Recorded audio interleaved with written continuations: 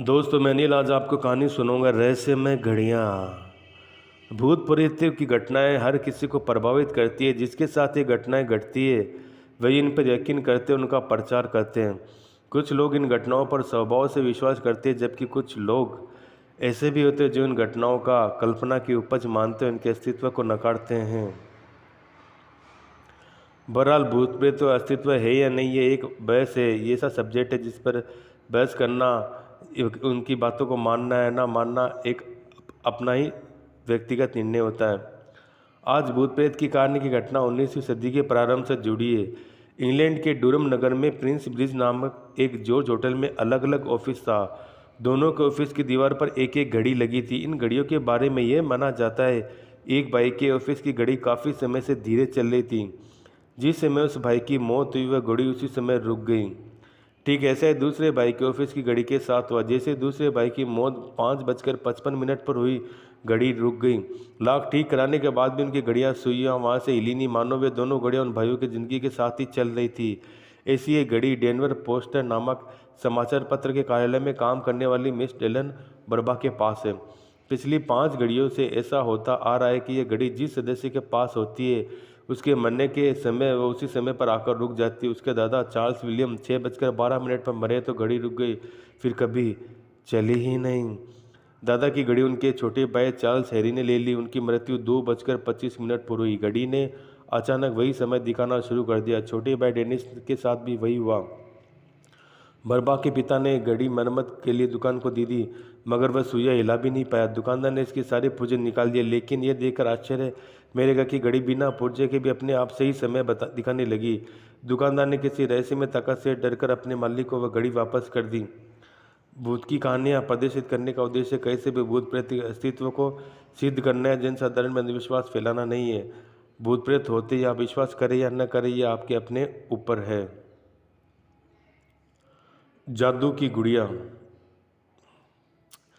एक गांव में एक किसान रहता था। उसके पास बहुत पैमाने में खेती थी, गाय भैंस थी, अनाज के गोदाम भरे हुए थे। उस किसान के पास किसी तरह की कोई कमी नहीं थी, लेकिन उस किसान को कभी अच्छा खाना नहीं मिलता था, कभी उसको दूध खाने को नहीं मिलती थी। उसके पास खुद की गाय और भैंस होकर भी किसान को दूध के लिए तरसता था। किसान की पत्नी खाने की बड़ी शौकीन थी और खाने के लिए हरदम भूखी रहती थी।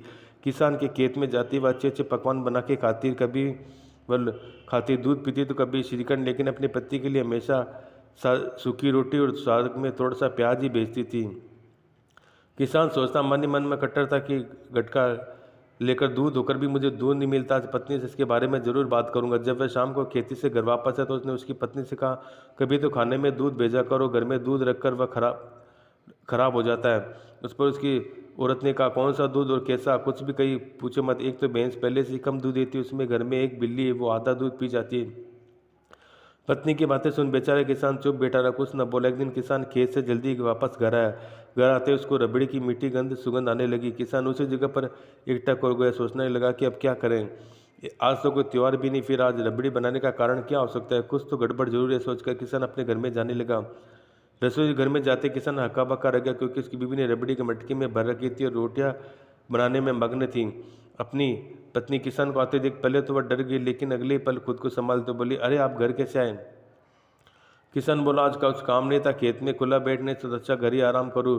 घर आ गया, लेकिन मुझे तो एक बात बताओ, आज कोई त्यौहार नहीं, फिर तुमने मीठी रबड़ी और रोटियां किस लिए बनाई। किसान की बोली, आप हमेशा कहते हैं ना कभी तो दूध लाओ, इसके लिए आज मैं सोचा कि आपके लिए मीठी रबड़ी रोटियां बनाऊं, खेत में लेकर आऊं। लेकिन अच्छा आप आ गए, मैं आपके लिए खाना परोस देती हूँ। उस दिन किसान ने भरपेट अच्छे अच्छे पकवान खाए, लेकिन उस दिन के बाद उसके मन में सभी बातें क्लियर हो गई। पत्नी तो खाने के लिए कुछ भी कर सकती है, भले ही मुझे खाना मिले ना मिले। खाना खाने के बाद किसान अपने खेत की तरफ जाने लगा। रास्ते में उसके दिमाग में विचारों का बवंडर घूमने लगा। पत्नी को कैसे सबक सिखाया जाए। बहुत सोचने के बाद उसको उसका समाधान नहीं मिल पाया। उसी गांव में एक टूटी हुई झोंपड़ी में एक बूढ़ी औरत रहती थी। सारा गांव उसे चुड़ैल कहता था। किसान बिना डरे झोंपड़ी में चला गया। सभी कहानी उसने बुढ़िया के सामने सुना डाली। बुढ़िया हंसने लगी, बोली, तुम बिल्कुल ना घबराओ, मैं तुम्हें 4 डॉल्स देती हूँ। उन चारों डॉल्स को घर के चारों दिशाओं के कोने में रख दो, लेकिन हाँ ये किसी को ना पता चले, इसको ध्यान रखना। फिर देखो क्या चमत्कार होता है। कहकर बुढ़िया ने लकड़ी की गुड़िया उसको दे दी। बुढ़िया के कहे अनुसार घर के चारों कोने में पत्नी की नज़र बचाकर जमीन के अंदर एक एक मिट्टी के अंदर जादू की गुड़िया दबा दी। सुबह सुबह किसान अपनी खेती की तरफ जाने लगा तो उसकी बीवी बोली, जी सुनिए, आजकल खेत में चोरियां बहुत हो रही है, इसलिए खेत को खुला छोड़ के मत आया कीजिए, आप वहीं पे रहिए, मैं वहीं पर आपका खाना ले आऊँगी। किसान बेचारा क्या बोलता, उसने चुपचाप अपनी मुंडी हिला दी और हंसते हंसते में खेती की तरफ चला गया। किसान को जाते देख किसान की पत्नी ने घर के दरवाजे बंद कर दिए और घर की रसोई में जाकर खाना बनाने लगी।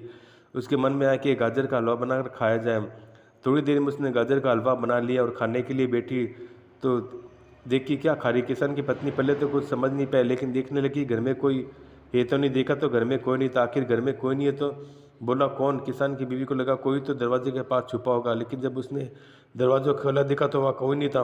उसने शायद सोचा ये शायद मेरा भ्रम होगा, फिर वही हलवा खाने लगी।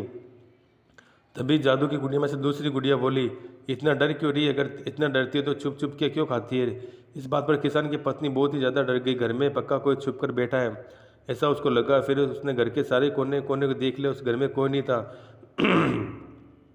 थोड़ी देर रुककर वह फिर से गाजर का हलवा खाने लगी। तभी जादू की गुड़िया में से तीसरी गुड़िया बोली, चुप चुप के खाने से इतना डरती है तो छुप के क्यों खाती है। अब वह इतना डर गई कि घर में भूत घुस गया, उसमें कोई दो राय नहीं, ऐसा पूरा यकीन अब उसको हो गया घर में भूत है। वह जल्दी से खेत में जाकर बताओ, इस वह जल्दी जल्दी खाने लगी।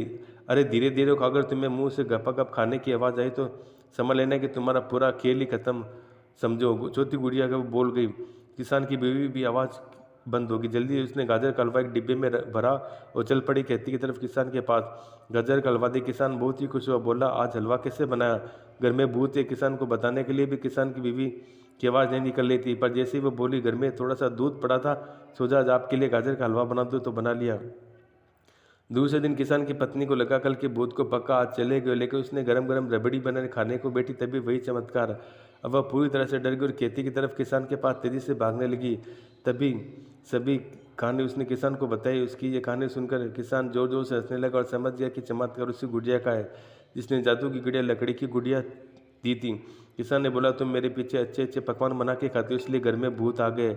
अगर तुमने ऐसा किया तो तुम्हें जिंदा नहीं छोड़ोगे, अगर तुम ऐसा नहीं करोगे तो तुमको घर से निकाल सकता हूँ। किसान की पत्नी ने अपने पति के पैर पकड़ रोते बोली, आज के बाद कभी अच्छे पकवान बना के नहीं खाऊंगी, जो भी बनोगे आपको खिलाकर ही बचेगा वह खाऊंगी। पत्नी को रहते हुए किसान को बीवी की दया आ गई। वह पत्नी को लेकर घर के वापस आया और एक लाठी हाथ में लेकर कुछ मंत्र बड़बड़ाने लगा, दीवारों पर लाठी मारने लगा। किसान की पत्नी बहुत डरी हुई थी, इसलिए वह घर के बाहर ही रुकी।